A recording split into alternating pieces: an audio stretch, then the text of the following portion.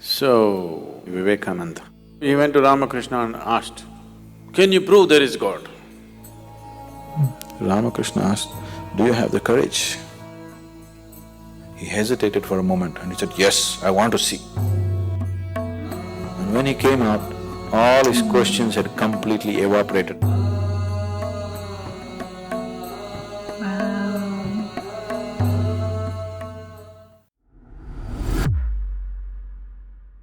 Namaste, world raisers. Sabine and Roger here. Let's watch When Vivekananda Asked, Can You Prove There Is a God? A request by Arijit Chakraborty and Tathagata Ganguly.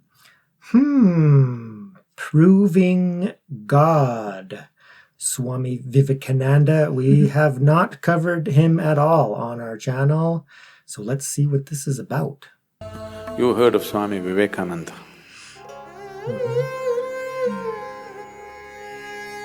For those of you who do not know, Vivekananda was the first yogi who came to United States of America in 1893, Chicago. And his guru was Ramakrishna. So, Vivekananda was just 18 years of age and he was a fiery youth. One day, somebody told him there is this mystic, Ramakrishna, you must see him, he has all the answers.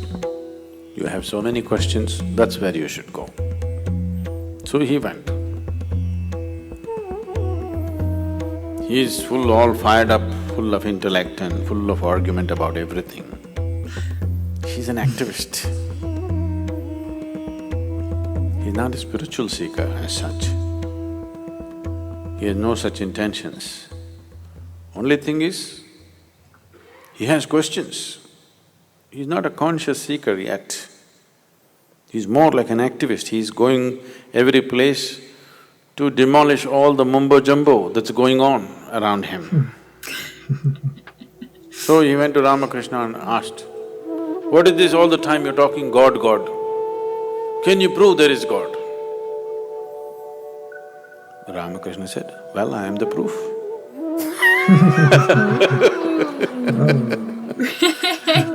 So it just deflated him completely. He was expecting all those head-spinning arguments. Ramakrishna said, "Well, I am the proof.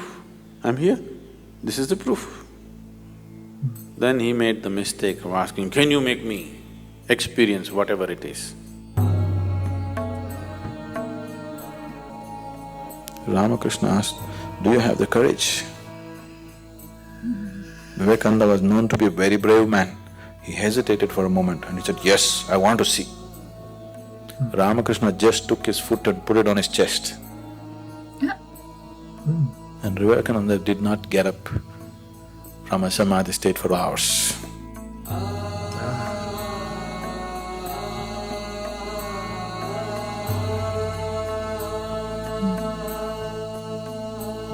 And when he came out, all his questions had completely evaporated. After that, he didn't ask a single question. He saw something that he had never imagined in his life. And then the madness caught him.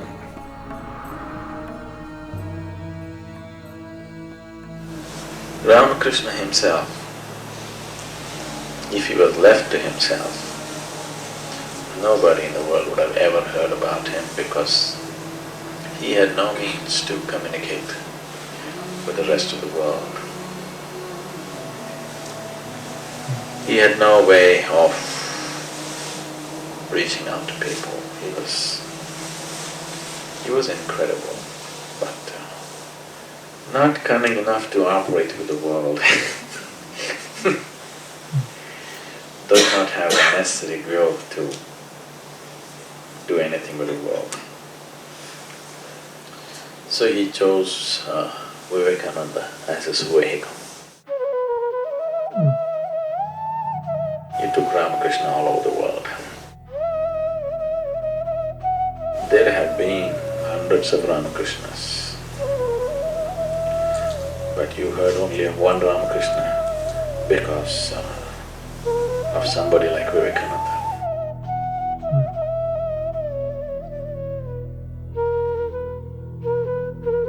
In almost every Indian home, generally this picture is there, Hindu monk picture. Everybody thinks Vivekananda is the inspiration. He inspired a whole generation of people. He continues to inspire millions of people even today because he was such a fiery human being. Whatever he spoke and whatever he did, in a short span of his life, he died very young at the age of 32. But in that short span, he set fire to a lot of people and created a major institution which is worldwide even today. The Ramakrishna mission is almost everywhere in the world. When I went to Dakshineshwar in Calcutta, Ramakrishna Paramahamsa, his immediate disciples, after he passed away, when they formed this Ramakrishna mission, a new order, Ramakrishna never gave them initiation into monkhood or anything. After he passed away, these people decided that they will dedicate their lives to spreading his message. They came together and they became monks by themselves. They decided their lives must be dedicated to making this message happen. And when they came together and formed a little ashram on the banks of Hooghly in Calcutta, there's a picture of them. They're standing like this next to the river and there's a photograph, somebody took a photograph of them. You must see these men.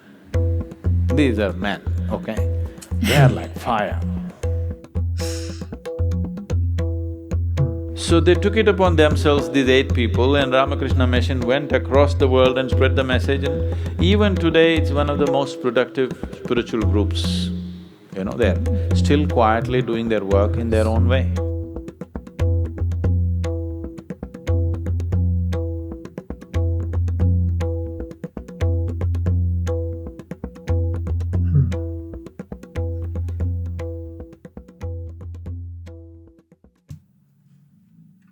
Wow. Yeah, I love that. So Swami Vivekananda, he was the first to come over to the West, and speak. And I actually did listen to his first talk. I have seen it, and it was very potent and powerful.